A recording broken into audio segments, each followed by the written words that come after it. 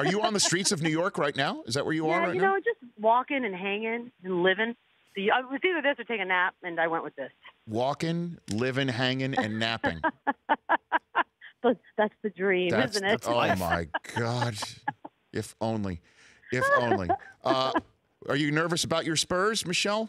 What do you think? I mean, no, I don't think anything's going to come of this season. I think this is one of those anomaly-type seasons that I have, as a Spurs fan, really not experienced. This kind of weird, mysterious drama behind the scenes. I didn't have high hopes going in anyways, but I did want to sort of maybe scare some people. I was hoping the team would put a little fear, and that first game was deflating, to say the least. And it was just like, old LaMarcus Aldridge came back, and kind of a bummer. I think they're better than what that game showed, but that was ugly. Well, where's Kawhi? What the hell is going on with him, Michelle? This has turned into, one of the crazier, bizarre, and the fact that the guy doesn't talk, I don't think personally helps him. And now we keep hearing about this uncle who's some sort of his new mentor who's taken over all things business. And I'm not sure how good he really is at doing all of that. And it's crazy. Like, I understand if there's a trust issue, fine, I get it. That we only have our one body and we have our health and all of that. But to not talk about it and just sort of let the narrative play out the way it has been really weird. I mean, look, I'm not trying to compare myself to Kawhi, but I'm just not wired in a way that I want the whole world talking about me, knowing that they're saying incorrect things, and I just remain quiet. Like, I could not do that. I don't know how he does. And maybe we're right, and maybe that's why he's not saying it. That's about to say is that what could be perceived as incorrect is actually correct. Certainly if Popovich is coming out and being, if there's anything that Greg Popovich usually isn't, it's passive aggressive, right? But him basically saying that, his team will let us know when he's going to come back, his group. I mean, and obviously the groupers, he's not referring to the San Antonio Spurs. To me, that was an alarm bell that went off. No, you're right. Pop is the last person to play the passive aggressive card, and the way he said, you'll have to ask his group or Kawhi's group was just very unpop-like. I mean, I would imagine there's a lot of frustration. When a guy's medically cleared by your staff 2 months ago and still we haven't seen him, and not getting a whole bunch of explanation is got to be frustrating. And look, this is one of those things where it's going to be crazy. They're going to put a max deal in front of him, and he's either going to reject it or he's not.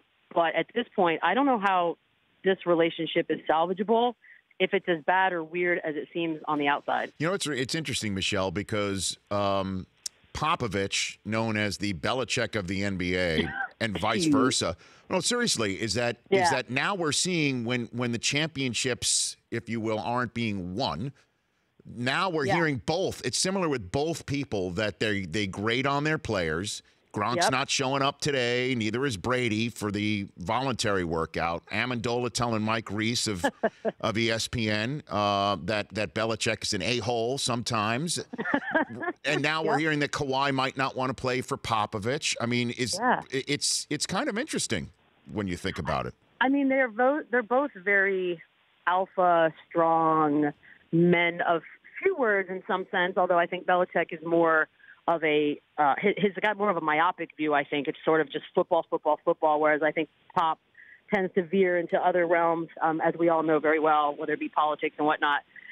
But I also think guys like that demand such high effort and productivity, that's not always going to be easy. And I imagine, just like in any other part of life, you either mesh with someone or you don't. Some people can get along with anybody, or they can take that kind of leadership, and some can't. And maybe we've just found a situation where he doesn't. It's so bizarre. And this is what we did to ourselves, I think, as media, is we just assumed, hey, he's quiet. Tim Duncan's quiet. He's going to be the next Tim Duncan. And it turns out that might not have been accurate at all.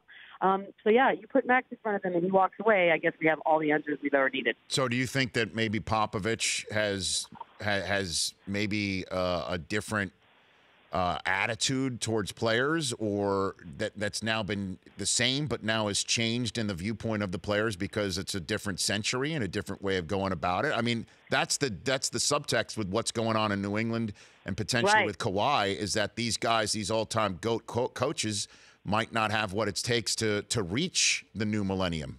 I mean, that's right what, now. when I sit around when we're not on camera with Paul Pierce and Chauncey Billups and Jalen, and they do talk a lot about that kind of stuff, that it's a special kind of communication that you have to be able to talk to these young players. And Kawhi he's a different bird, regardless of what happens. He's just a different dude than most of these guys. And so, yeah, it's just weird to me because it's not like the Spurs aren't made of a bunch of other young guys, and they seem to be not having any issue. So it could very well just be these two human beings don't get along, or if it's what he's telling us on face value, that he really just doesn't trust the Spurs medical staff and he doesn't feel 100%, he's going to go with his New York doctors, fine. But I sure wish somebody would say that, because it would definitely shut us all up for a few minutes. The Rich Eisen Show, weekdays at noon Eastern on Audience.